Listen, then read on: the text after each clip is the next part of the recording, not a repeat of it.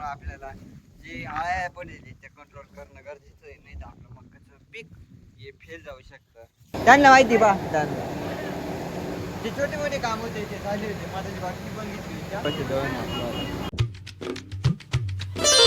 Hello everyone, welcome to my new vlog. Just पोरांना सगळे वावरत जायचे, मी आलो जेवण केलं आणि आता वावरत निघायचं. आपल्याला वावरामध्ये दिसले का तिथं दिसलं का खत ते मग खत ना पोरांना आळी पडेल.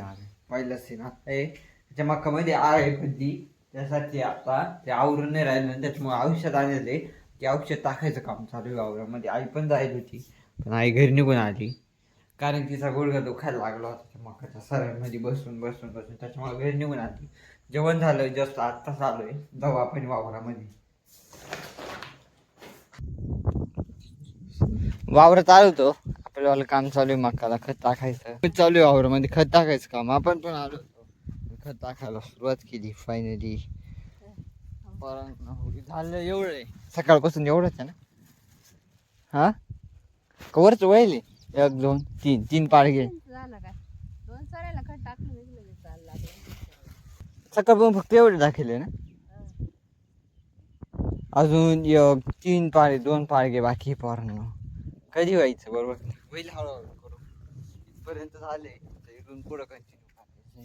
आज एवढं पाडगा लागल, उद्याकडे जेवढं लागल, परवा तेवढं लागलं. आज दिवसभरात एक पाडगा लावलं मी, जस्ट इतक्यात आलो, टाकायला बी लागलो. मावली एक तरी लागली ना, मग आपण ब्लॉग बनवला. आपली मग हीच मक्का आहे ती पोरांनो, जी पूर्णपणे बारीक जे किडकं राहतात मध्ये त्या कोमामध्ये, ते कोम आहे ना चाटून टाकू राहिले. जे कोम जर चाटलं नाही एकदा आळ्यानी, पूर्ण झाडच वाळून जातं डायरेक्ट. त्या बाबतीत पिवळं दिसलं ते पिवळं पडून जातं. त्याच्यामुळे आपल्याला जे आळ्या पण येते ते कंट्रोल करणं गरजेचं आहे, नाही तर आपलं मक्काचं पीक हे फेल जाऊ शकतं.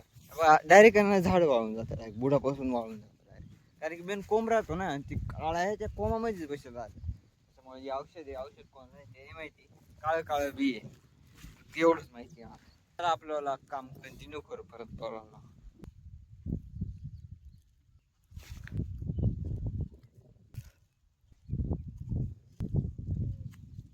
आमच्याला खत टाकायचं काम चालू होतं, मग पण खत टाकू राहिले. मला आहे ना खत टाकताच पोरांनो एक आळ्या दिसली, तुम्हाला दाखवली बरं 2 मिनिटं थांबा, बाहेर काढायचो. आता नाही दिसणार तुम्हाला. दिसली का आळ्या खाली? खाली किती मोठे आळ्या आहे, एवढे एवढे मकाचे झाड आहेत, आळ्याच मका मोठे मोठे. सांगा बरं, एवढल्या आळ्या असल्यावर काय करतील ते मकाचे झाड? एवढल्या आळ्या असल्या एवढ्या मोठ्या मोठ्या जागेत झाडच खाऊन टाकेल आहे बाय, पुरा शांडा खायला. काढ बरं बाहेर, मग काढ ना बाहेर, मारणार नाही. डाग एवढल्या बोट बोट आळ्या आहे, मेन मकाच्या कोमातच जाऊन बसेल राहते. हळूहळू हळूहळू हळूहळू पूर्ण पाडगं लावायचे पोरांना हे, म्हणजे बाकीचे ते उद्याकडे लावायचं. वरचं ते वरचं आता 1 2 दिवस आपल्याला हेच काम जाणार. मग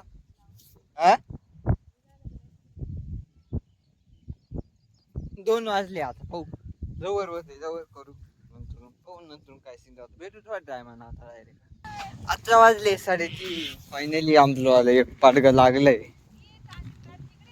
फायनली आपल्याला एक पाडगं लागलंय. थोडा टाइम घरी जाऊ, 4 वाजता परत वावरत येऊ आपण.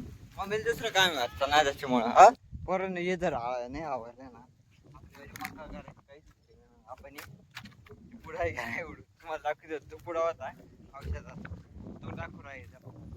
कारण की कवळी मका आहे पोरांना, कवळीच किडकं लागेल, म्हणजे आळ्या लागले. आणि ते आळ्या लागायचं ना, ते कोमात आल्यावर मका लाग, म्हणजे मोठी वाढली का तेव्हा जर आळ्या लागले ना, तेव्हा काही नाही होत. जर आता जर लागले ना, तिला झाडच वाळून जातं डायरेक्ट. असं सीन राहतं. आपल्याला कोथिंबीर उगली इकडं, शेपू पण उगली, कोथिंबीर थोडी पातळ झाली, शेपू थोडी दाळ झाली, मकाला आपल्याला लावावं लागायचे.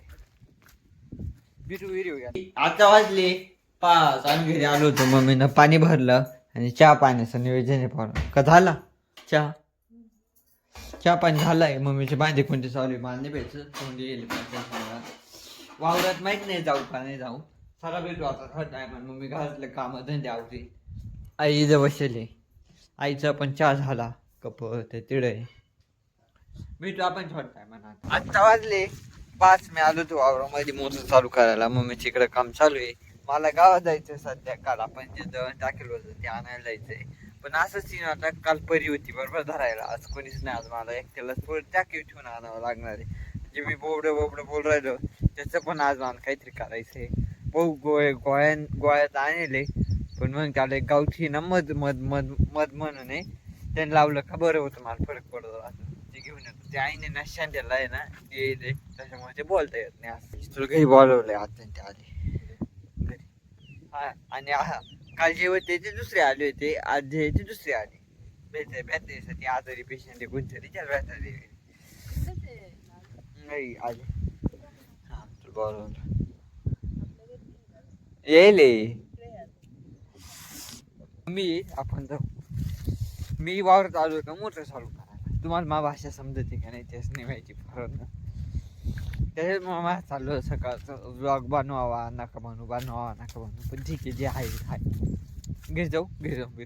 आता वाजले 5:30. फायनली निघालो. मग बसून चालू होती कॉन्ट्रोवर्सी. जायचं नाही जायचं. एक म्हणतं जायचं एक म्हणतं नाही जायचं. आज बाजारचं दिवशी गर्दी राहील. धरायला पण नाही. पुढं याच्यावरती ठेवून गाडी नाही आणणार असं म्हणणं होतं. पण ठीक आहे आता मी आवरलं. निघायचा टाईम आणि पाऊस आला. पाऊस आलाय. मम्मी आली होती. मालकीन वेळ आली होती. पैसे घेऊन द्या. पैसे घेतले काचे पैसे नाहीये. माग कुठं पैसे नाही. पण ते पाहूजे का आला मला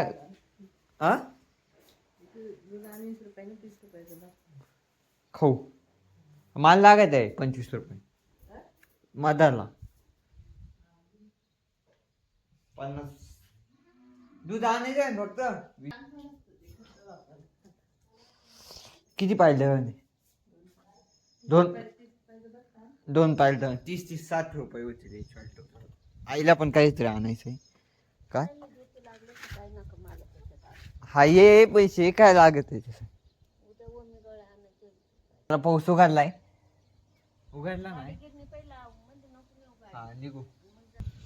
नाही मम्मी काय का ते पैसे मग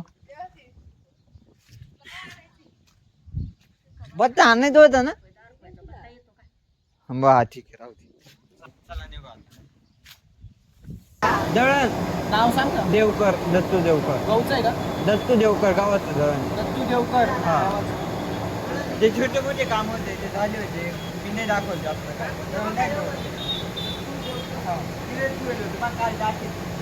त्यांच्याकडे हा त्यांना माहिती बा.